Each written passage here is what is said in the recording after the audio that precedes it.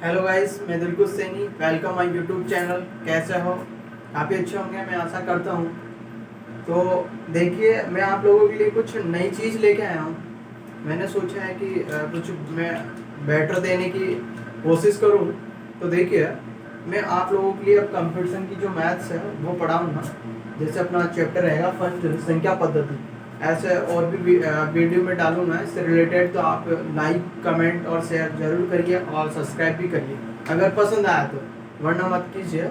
और सब्सक्राइब कर रखा हो तो उसको अनसब्सक्राइब भी कर दीजिए अगर आपको समझ में नहीं आ रहा तो, ठीक है। तो आइए हम करते हैं कोशिश आप लोगों को कुछ अच्छा मटेरियल देने की। देखो देखो, संख्या पद्धति में आप लोगों को बेसिक बताऊंगा। पहले तो बेसिक क्या क्या है क्या नहीं है।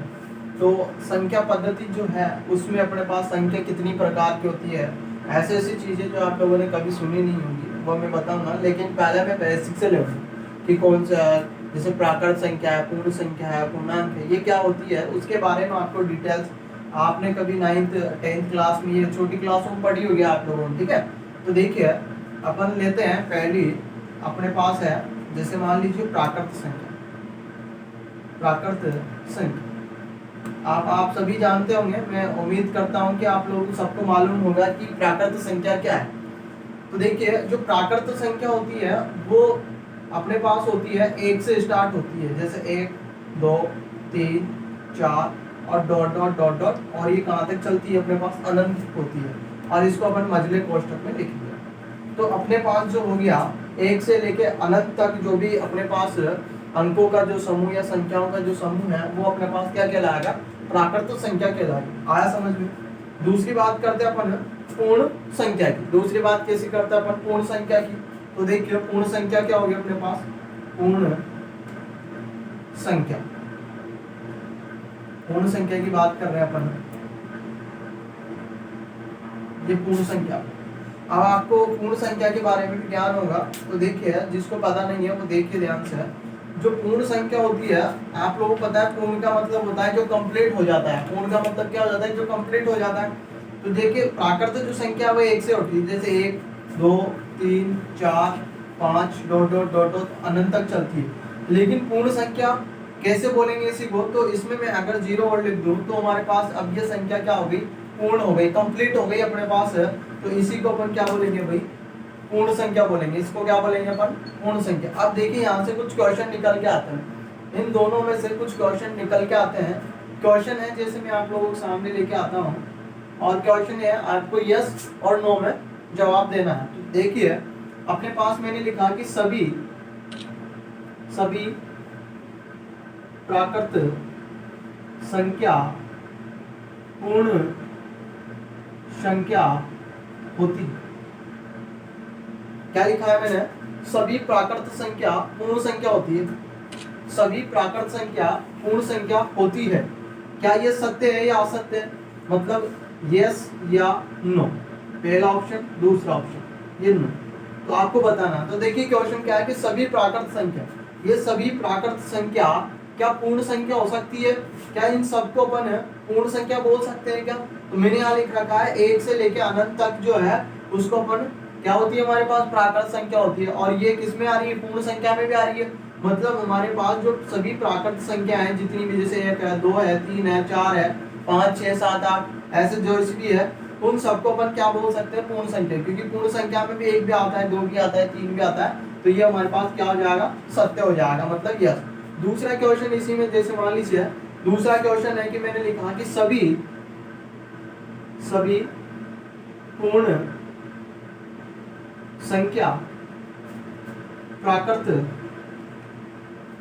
संख्या होती है। अगला क्वेश्चन क्या है अपना, कि सभी पूर्ण संख्या क्या होती है, प्राकृत संख्या होती है। सभी पूर्ण संख्या प्राकृत संख्या होती है क्या।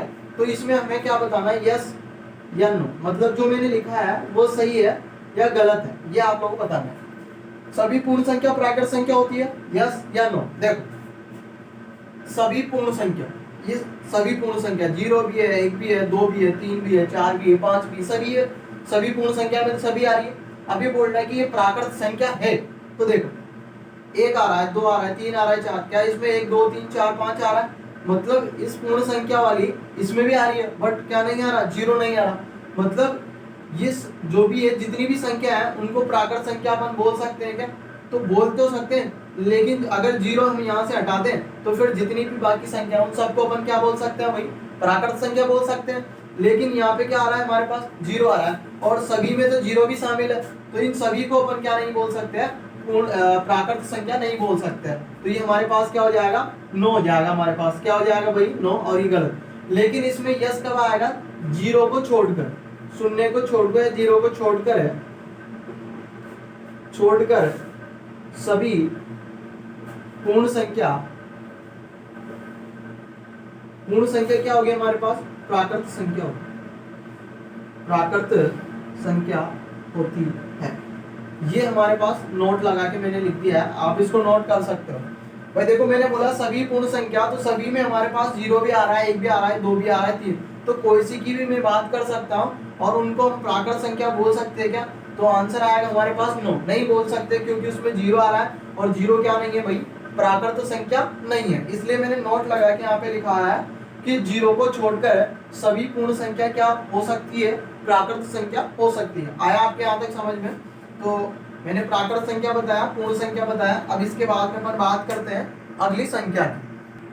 देखो, अपन ने दो की बात कर ली, पूर्ण संख्या और प्राकृत संख्या। अब बात करेंगे अपन तीसरी जो संख्या हमारे पास है, वो है पूर्णांक संख्या। कौन सी है भाई?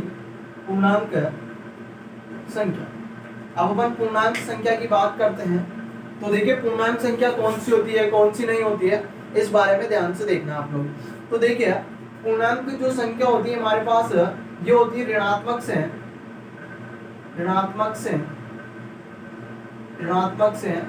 धनात्मक की ओर होती है।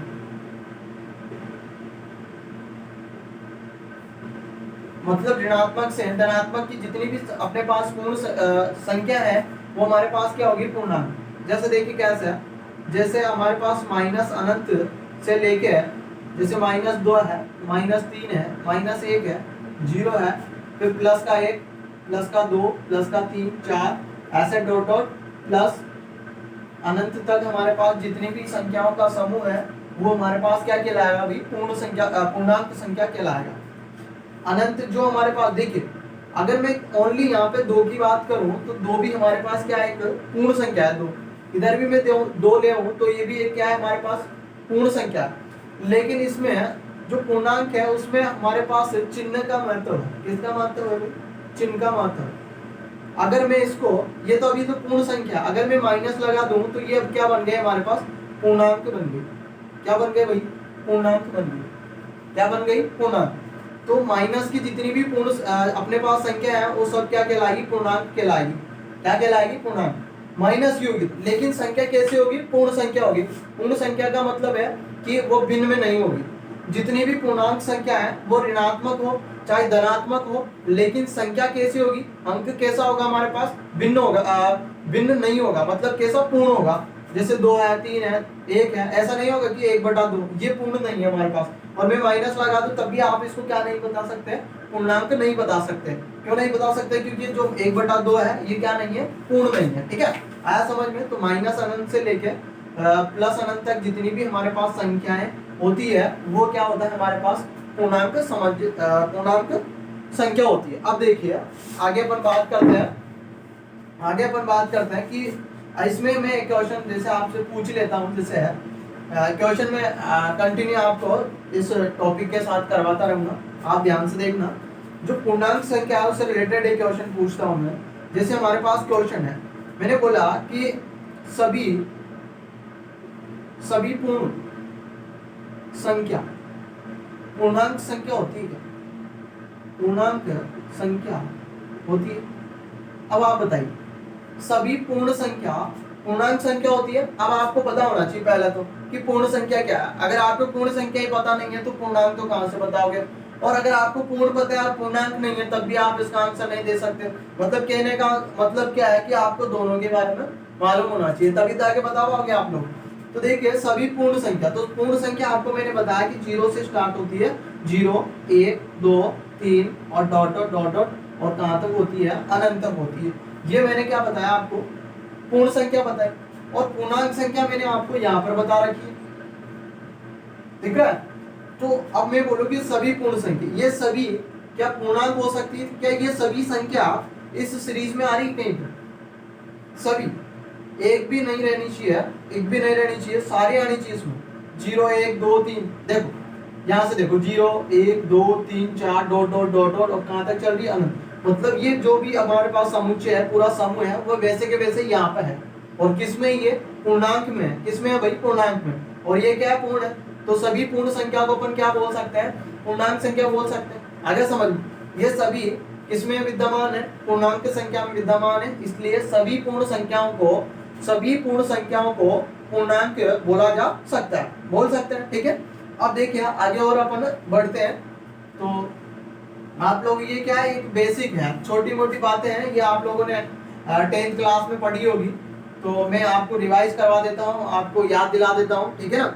अब देखिए, अब मैंने आप लोगों को प्राकृत संख्या बता दी, पूर्ण संख्या बता दी, पूर्णांक बता दी। अब देखो अपन आगे बढ़ते जा रहे हैं ना, जैसे जैसे थोड़ा बहुत हार्ड, जैसे प्रेशर बढ़ेगा, जैसे भारी है थोड़ा, देखिए कैसे, जिसमें आपको बताने जा रहा हूँ। जैसे बात करते हैं अपन 4 नंबर, इसकी 4 नंबर की बात करते हैं, और मैंने लिखा है एक तो नंबर परिमेय संख्या। मैं यहाँ पे 2 संख्याओं की बात करूंगा, और इसका अपोजिट है हमारे पास अपरिमेय संख्या।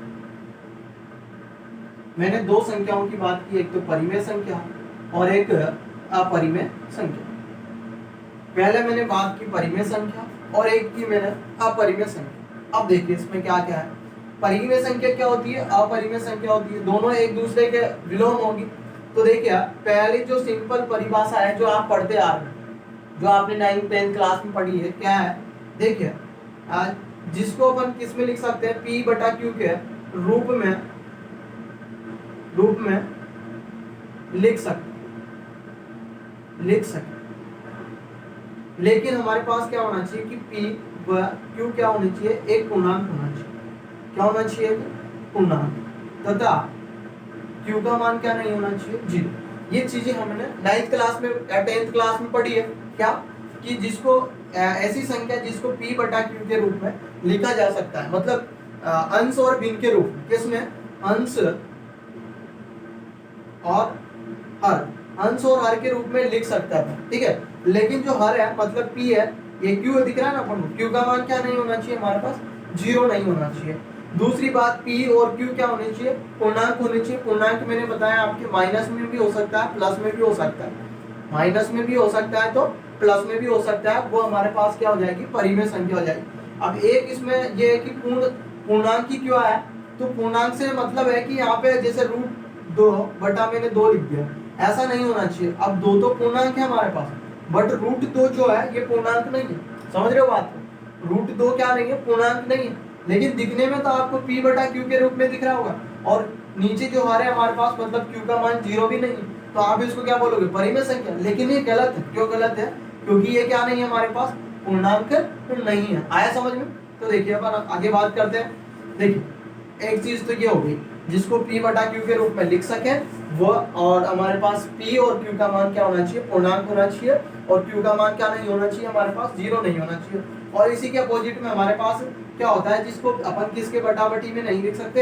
P बटा Q के रूप में नहीं लिख सके। P बटा Q के रूप में नहीं लिखा जा सके, मतलब P बटा Q के रूप में नहीं लिखा जा सके, वो क्या कहलाएगा? हमारे पास परिमेय संख्या कहलाएगा, अपरिमेय संख्या कहलाएगा। आए बात समझ में? दूसरी बात करते हैं अपन। तो देखिए ये तो परिभाषा के रूप में होगी हमारे पास। देखिए दूसरी हम बात करते हैं, जैसे हमारे पास शांत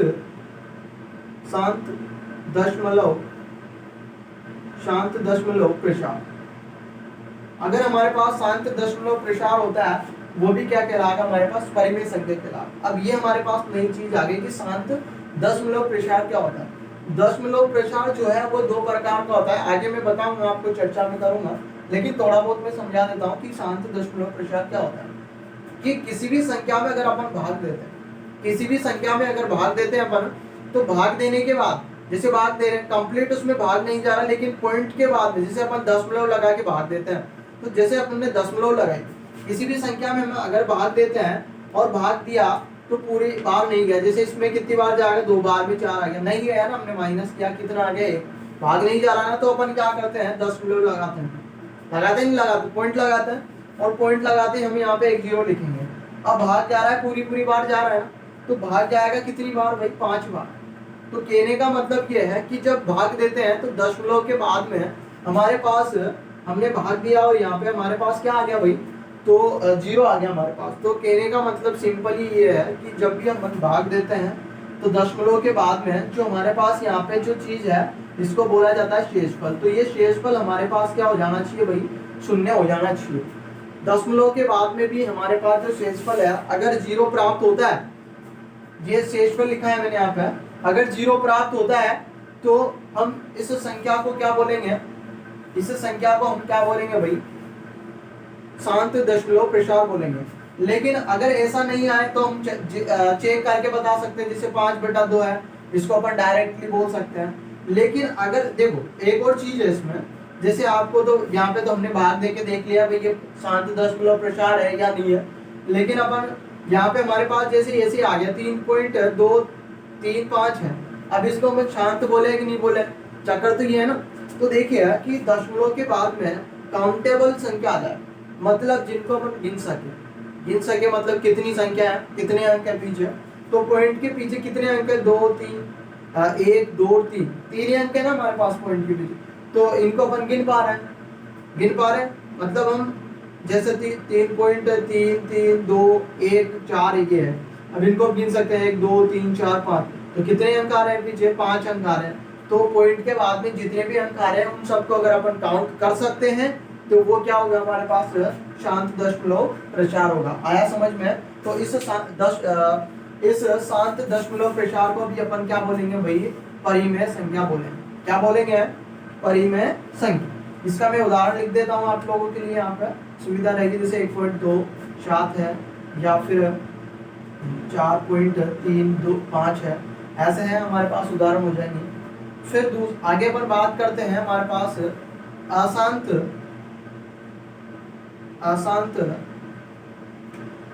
अशांत आवर्ती दशमलव प्रसार। क्या लिखा है मैंने, अशांत आवर्ती दशमलव प्रसार। अशांत आ गया, पहले तो आ रहा था शांत, अब आ गया अशांत। अब शांत और अशांत आप जानते हो, शांत का मतलब कोई शांत हो गया, कंप्लीट हो गया, तो यहाँ पे शांत हो रखी, पॉइंट के बाद संख्या क्या हो गई, चुपचाप बैठ गई, अब आगे उछल नहीं रही, मतलब जैसे 2 7 है, यहाँ तक दम टूट गया इसका, 3 5 5 के बाद में इसका भी दम टूट गया। लेकिन अशांत आते इसका दम नहीं टूटेगा, ये भगेगी आगे भी, अब इसकी इच्छा होगी ना वहीं तक चलेगी। ठीक है, जैसे मैंने 2.3 2 3 2 डॉट डॉट डॉट डॉट, इस लगाने का मतलब ये है, जैसे मैंने 3 ही लगाया आप लोगों के लिए, जैसे ये है, ठीक है। अब 2.3232 dot dot dot dot dot dot, तो जहाँ पे भी डॉट डॉट डॉट डॉट आ जाए आप लोगों के, मतलब इसका मतलब है कि भाग खत्म नहीं हो रहा, शेषफल क्या नहीं आ रहा हमारे पास, 0 नहीं आ रहा है, शेषफल क्या नहीं आ रहा, 0। तो 0 नहीं आ रहा तो उसको अपन क्या बोलेंगे भाई, अशांत बोलेंगे, उसको क्या बोलेंगे, अशांत।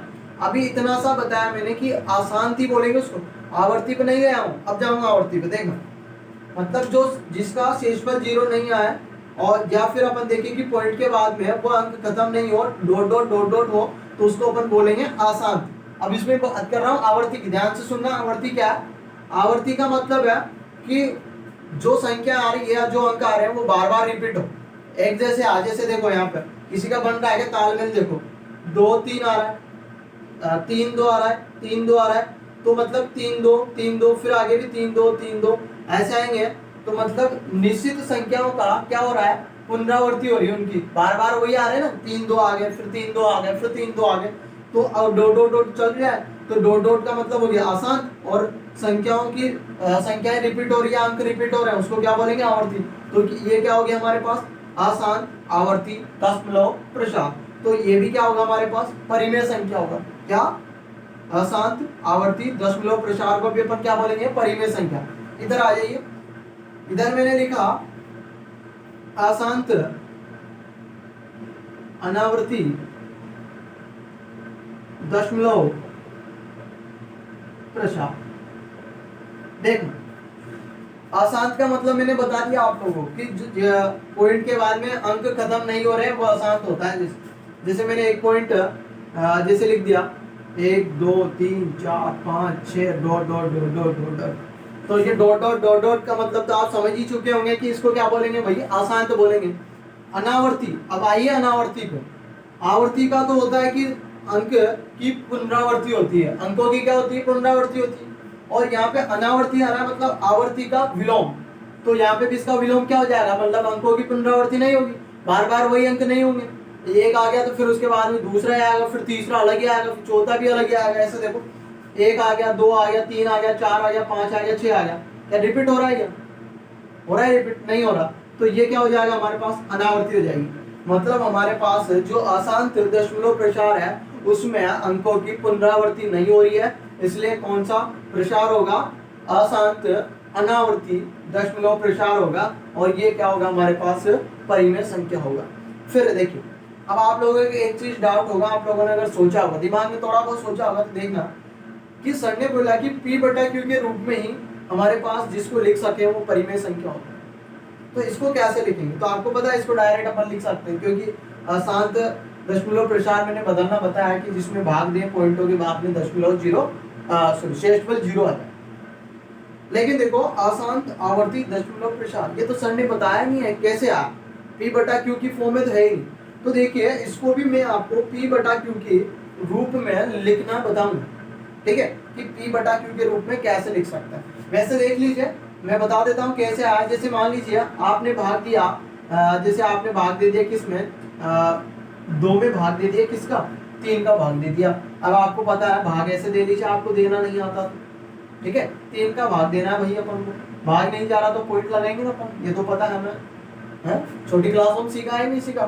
तो देखो, भाग दे दीजिए, भाग जा रहा है कि नहीं जा रहा, इससे तो कम आ रहा होगा ना, 18 आता है, कितनी बार आ रहा है भाई, 6 आ रहा है। फिर माइनस करेंगे, कितना आ गया, 2 आ गया। फिर पॉइंट लगा रखा अपन ने, पहले उधार तो पहले ले लिया अपन ने, काम चला लोन ले लिया ना भैया अपन ने पहले, तो यहाँ 0 लगा दिया अपन ने। फिर कितनी बार जाएगा, वही 6 बार 18 आएंगे, मतलब वही प्रोसेस चलती रहेगी, इधर 6 आते रहेंगे और इधर 2 शेषफल बचता रहेगा। लेकिन ये कहानी खत्म होगी क्या भाई, ये कहानी कदापि भी खत्म नहीं होगी, ये चलती रहेगी। और जो कहानी खत्म नहीं होती उसे क्या बोल सकते हैं, अशांत बोल सकते हैं। मतलब ये क्या है, हमारा बढ़ता ही नहीं, आया समझ में। तो आप इनको देखिए, मैंने आज आप लोगों को प्राकृत संख्या बताई, पूर्ण संख्या बताई, पूर्णांक संख्या बताई, और मैंने बताया आपको परिमेय संख्या, अपरिमेय संख्या। इसके बाद में मैंने कल आप लोगों के लिए जो हमारे पास यहाँ पे शांत और अशांत आया है, इसको मैं विस्तार से आप लोगों को समझाऊंगा। तो वीडियो अगर पसंद आई है तो इसको लाइक और शेयर और कमेंट जरूर कीजिए, और सब्सक्राइब करना नहीं भूलें। ध्यान रखना, अगर समझ में आया तो ही आपको सब्सक्राइब करना है। Thank you.